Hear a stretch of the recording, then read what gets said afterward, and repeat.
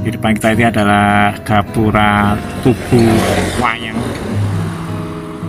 Nah, kalau dari informasi berita-berita yang beberapa waktu yang lalu beredar di surat kabar ataupun di media sosial bahwa jalan tol Solo Jogja nanti akan difungsikan sebagian atau dibuka fungsional. Nah, nanti akses keluarnya ini berada di depan Tugu Wayang ini atau di perempatan di depan sana di Kecamatan Sawit di Kabupaten Boyolali. Nanti kita akan coba menelusuri jalur utama ini, itu jalur yang akan dipecah sehingga dibukanya fungsional tol Solo Jogja. Mari kita coba telusuri jalur utamanya seperti apa.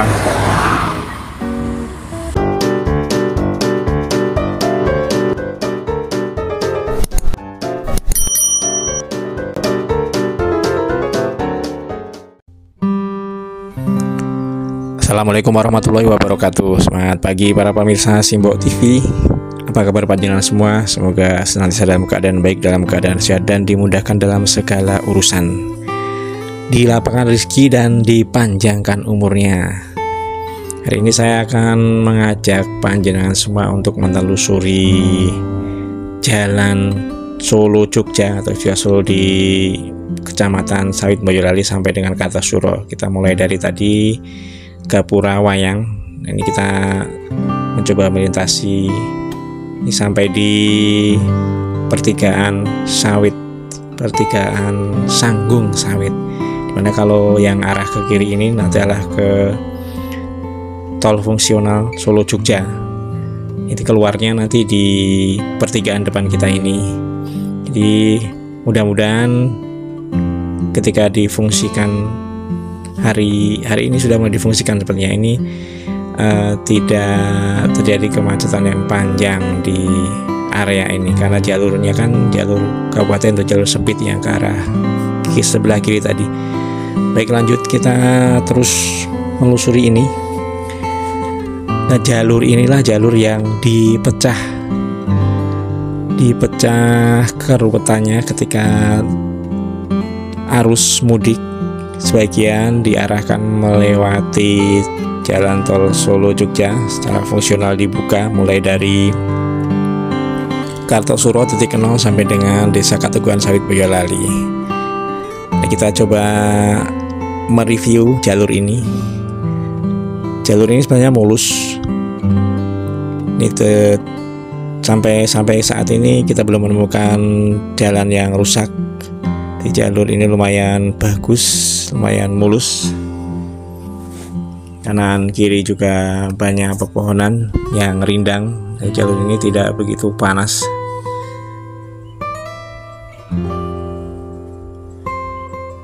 Jalur jalan nasional. Jalur ini terbagi dengan 2 lajur.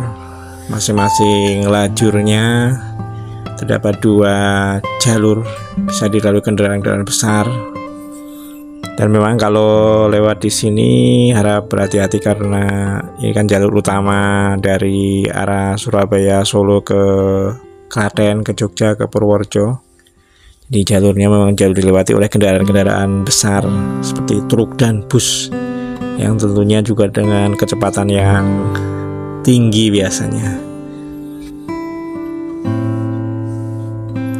Di sepanjang jalur ini untuk rumah makan juga banyak, untuk swalayan seperti Indomaret, Alfamart, dan lain-lainnya juga banyak. Jadi untuk para pemudik yang melintasi jalur ini jangan khawatir untuk tidak menemukan warung. Nah, di sini warung makan dan juga swalayan sangat banyak sekali. Masjid, musola, kemudian pompa bensin, SPBU di sini tersedia juga di jalur ini. Nah, beda dengan di jalan tol fungsional yang sepanjang 6 km itu tidak terdapat pompa bensin.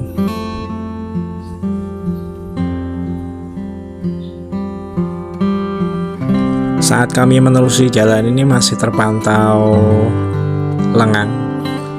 belum begitu banyak kendaraan yang melintas di jalur ini.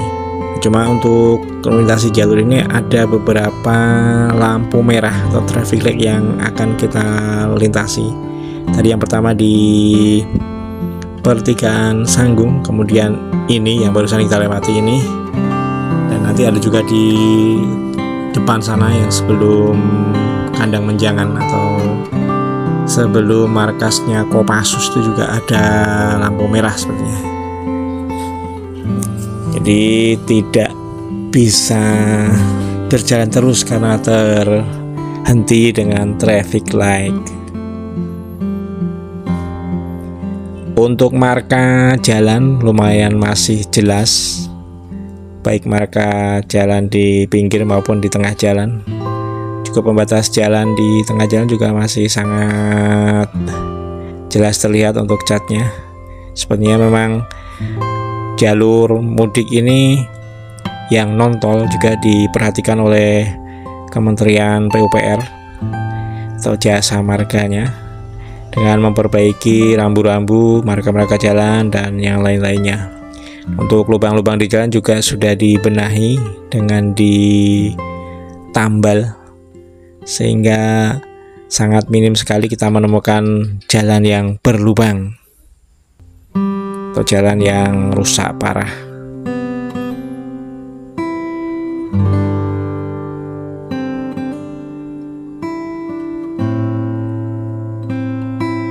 Dan kita sudah memasuki area kandang menjangan atau markasnya Kopassus yang di sebelah kanan jalan ini.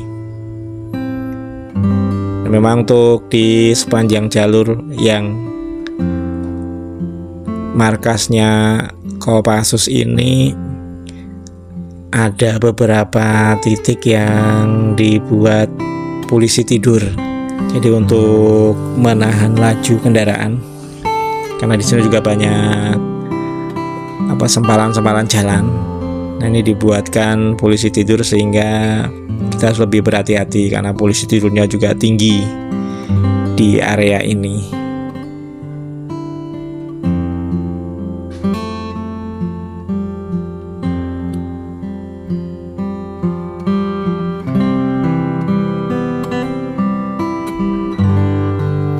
Juga harus diperhatikan juga bahwa di jalur ini memang dilintasi truk-truk besar seperti ini. Jadi kalau untuk kendaraan-kendaraan kecil ya harap berhati-hati, apalagi dengan motor seperti kita ini ya harus lebih berhati-hati saat berada di belakang atau samping kendaraan besar karena ada area blind spot. Kita tidak terlihat dari kaca spion sang pengemudi kendaraan besar. Lebih baik kita mengalah, mencari aman saja. Di lintasan ini atau jalur ini ketika arus mudik ataupun arus balik lebaran biasanya lebih ramai dari hari-hari biasa. Jadi kalau pemerintah membuat tol fungsional yang dari Ngasem sampai dengan Katoguan itu sudah cukup baik juga untuk memecah kemacetan di area ini. Karena biasanya di depan sana nanti di pertigaan Kartosuro atau Kartosuro itu kan persimpangan yang sangat ruwet sekali biasanya kalau puncak hari-hari besar seperti arus mudik dan arus balik saat ini.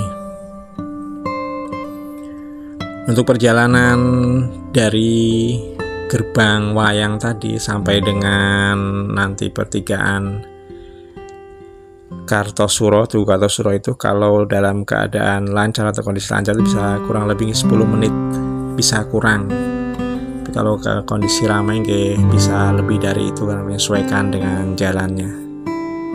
Kendaraan besar nih seperti ini, truk-truk panjang juga masih melintasi area ini. Tapi nanti kalau sudah mudik, arus mudik sudah atau H-7 sampai H+ berapa itu kan biasanya kendaraan-kendaraan besar seperti ini sudah tidak boleh melintas lagi. Sementara libur dulu untuk memperlancar arus mudik. Kita berada di belakang truk nih, truk ekspedisi panjang dan lebar.